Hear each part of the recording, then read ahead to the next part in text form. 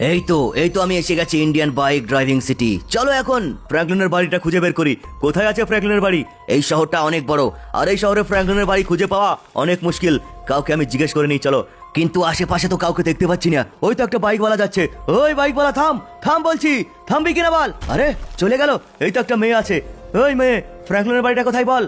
আরে আমি জানি না, হোয়াট সামনে থেকে। কে রে তুই? ছি, তোর গা দিয়ে গন্ধ বের হচ্ছে, মোটা হাল্ক। তুই আমাকে মোটা বললি? হ্যাঁ আমি মোটা। এইবার চুপচাপ বলে দে ফ্র্যাঙ্কলিনের বাড়িটা কোথায় আছে বল। আরে আমি জানি না বললাম তো, চলে যা এখান থেকে, গন্ধ বের হচ্ছে। অনেক কথা বলে এই মেয়েটা। বলছি ফ্র্যাঙ্কলিনের বাড়িটা কোথায় বল, আমাকে বলছে না।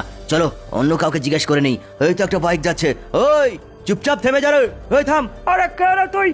এই আমি হাল্ক, থাম বলছি, না হলে এক মুক্কা মেরে তোর বাইক জ্বালিয়ে দেবো রে। আরে না ভাই না, বলো কি জিজ্ঞেস করবে বলো। এই শহরে ফ্র্যাঙ্কলিনের বাড়িটা কোথায় আছে বলতে পারবি? আরে ভাই আমি তো বলতে পারবো না, এই শহরে আমি নতুন, আমার গার্লফ্রেন্ডের সঙ্গে দেখা করতে যাচ্ছি।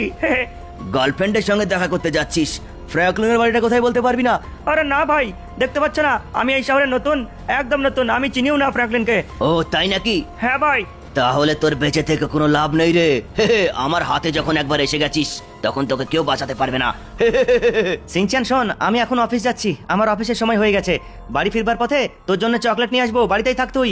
ঠিক আছে মামা, তুমি যাও। চলো তাহলে আমি অফিসের জন্য বেরিয়ে পড়ি, দেরি করে কোনো লাভ নেই। কিছুক্ষণ পর অবশেষে আমি পেয়ে গেছি ফ্র্যাঙ্কলিনের বাড়ি। চলে এখন এই ফ্র্যাঙ্কলিনের বাড়ির ভেতরে ঢুকে সিনচানকে কিডন্যাপ করে নিয়ে পালাবো। সিনচানকে কিডন্যাপ করার জন্য আমি এসেছি ভিলেজ এলাকা থেকে।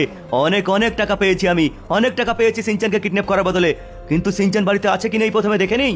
আরে কাউকে দেখতে পাচ্ছি না, ব্যাপারটা কি? সিনচান, ওই সিনচান, বাইরে বেরিয়ে আয় বলছি। আলে আলে, তুমি কে? তুমি আমার নাম কি করে বুঝলে? তুমি কে বলো তো? এই চল আমার সঙ্গে, কোনো কথা বলবি না। আরে না না, আমি তোমার সঙ্গে যাবো কেন? কে তুমি? আমি হাল্ক রে, হাল্ক, চল আমার সঙ্গে। কিন্তু কোথায় নিয়ে যাবে তুমি? তোকে আমি কিডন্যাপ করার জন্য এসেছি। হ্যাঁ তুমি কিডন্যাপ করবে? তোমাকে ছাড়বো না। আরে ডগি, ডগি বাঁচা আমাকে, ডগি। এই চল বলছি আমার সাথে। বাচ্চা বলে কিছু বলছি না, তোকে একটা মুক্কা দিলে তুই উড়ে যাবি রে। চল। আরে ডগি বাঁচা আমাকে, ডগি। একটা ঘোষা মেরে অজ্ঞান করে দিয়েছি, দেখ এবার কেমন লাগে। আরে সিনচান, সিনচান তুমি কোথায়? কি হলো তোমার? সিনচান, হ্যাঁ হ্যাঁ সিনচান। আরে সিনচান চিৎকার করছিল, কেউ এসেছে মনে হচ্ছিল, কিন্তু সিনচানকে দেখতে পাচ্ছি না কেন। সিনচান কোথায়? আরে না, সিনচান কোন দিকে গেল? ও না, এবার কি হবে? সিনচান, সিনচান, আরে শিট, সিনচানকে দেখতে পেলাম না কেন?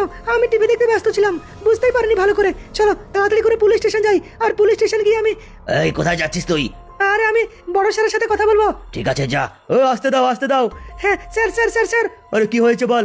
স্যার আমার ছোট ভাই সিনচানকে কিডন্যাপ করে নিয়ে পালিয়েছে কেউ, আমার মনে হলো। ওই তুই কি বলছিস? কিডন্যাপ করেছে? কে কিডন্যাপ করেছে রে? আমি জানি না স্যার, আপনারা কিছু করুন স্যার, এই শহর থেকে এখনো বেরোতে পারেনি। ওই তুই জ্ঞান দিবি আমাদের, যা এখান থেকে।